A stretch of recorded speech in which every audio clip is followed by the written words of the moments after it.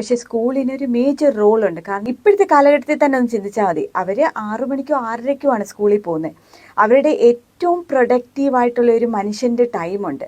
ആ ടൈമിൽ കുട്ടികൾ സ്കൂളിലാണ് അല്ലേ? ആ സമയത്ത് രാവിലെ തൊട്ട് അവർ വൈകുന്നേരം 2:30-3 മണി വരെ അവർ സ്കൂളിലാണ് ഉള്ളത്. അതാണ് അവരുടെ പ്രൊഡക്റ്റീവ് ടൈം. അപ്പോൾ ആ പ്രൊഡക്റ്റീവ് ടൈമിലാണ് കുട്ടികൾ മറ്റുള്ള കുട്ടികളായിട്ട് ഇൻട്രാക്ട് ചെയ്യുന്നത്, ടീച്ചേഴ്സുമായിട്ട് അവർ പഠിക്കുന്നത്, ലേണിങ്.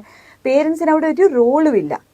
ഇതെല്ലാം കഴിഞ്ഞിട്ട് ഈവനിങ്ങിലാണ് ആ കുട്ടികൾ വീട്ടിൽ തിരിച്ചു വരുന്നത്. ആ സമയത്ത് അവർ ടയേർഡായിട്ട് വരുന്ന സമയമാണ്.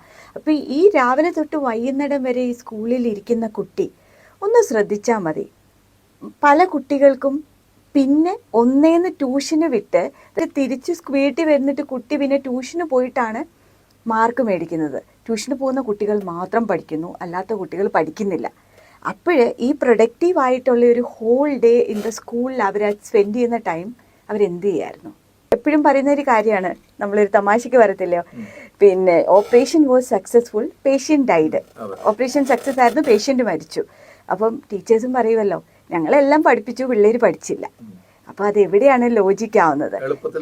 പറയാവുന്ന ഒരു ന്യായമാണ്. നിങ്ങൾ ട്യൂഷന് വിടുവോ, നിങ്ങൾ വീട്ടിൽ ശ്രദ്ധിക്കുന്നില്ല, പേരൻസിനെ PTMനെ വിളിച്ചിട്ട് കുറേ ചീത്ത പറയണു, എന്നിട്ട് പേരൻസ് ഇതെല്ലാം കൂടെ കൊണ്ടുവന്ന് പിള്ളേരുടെ മേലിലോട്ട് ദേഷ്യപ്പെടുന്നു.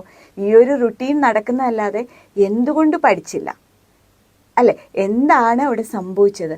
അപ്പം ഇവിടെ ബാലൻസിങ് കൊണ്ടുവരേണ്ടത് ടീച്ചേഴ്സിൻ്റെ ടീച്ചിങ് മെത്തഡോളജി തന്നെ ആയിരിക്കും. കാരണം ഓരോ കുഞ്ഞും ഡിഫറെൻ്റ് ആണ്, അവരുടെ ലേണിംഗ് മെത്തേഡും ഡിഫറെൻ്റ് ആണ്. ഞാൻ വിഷ്വലായ ഒരാളാണെങ്കിൽ എന്നെ വിഷ്വലി ഒരു കാര്യങ്ങൾ പഠിപ്പിക്കുമ്പോൾ എനിക്ക് പെട്ടെന്ന് മനസ്സിലാവും. ചില കുട്ടികൾ ഓഡിറ്ററി ആയിരിക്കും, അവർക്ക് ചിലപ്പോൾ ടീച്ചറിനെ നോക്കി തുറിച്ച് നോക്കിയിരിക്കാൻ പറ്റത്തില്ല, അവർക്ക് ഫോക്കസ് പോവും, ഈ ഡിസ്ട്രാക്ഷൻ വരും. അവർക്ക് കേൾക്കണം ടീച്ചർ പറയുന്ന കാര്യങ്ങൾ, അവർ കേട്ടായിരിക്കും പഠിക്കുക. ചില കുട്ടികൾ കൈനസ്തെറ്റിക് ആയിരിക്കും, അതായത് അവർക്ക് ഒരു സ്റ്റോറി പോലെ അതൊരു ഇമോഷണലി അവർക്കത് ഫീൽ ചെയ്യണം, അവരുമായിട്ട് കണക്ട് ചെയ്യണം, അവരെ ആ ജേർണി കൂടെ കൊണ്ടുപോകണം. അത് പല ലേണിംഗ് മെത്തേഡ് ഉണ്ടാവും. അപ്പോൾ ഇതൊന്നും മനസ്സിലാകാതെ ടീച്ചേഴ്സിന് മുമ്പ് ചോദിച്ചിട്ട് പറഞ്ഞൊരു കാര്യമാണ്, ഈവൻ ടീച്ചേഴ്സ് ട്രെയിനിങ്ങിൻ്റെ ടൈമിൽ തന്നെ അവർ പഠിക്കേണ്ട കാര്യങ്ങളാണത്.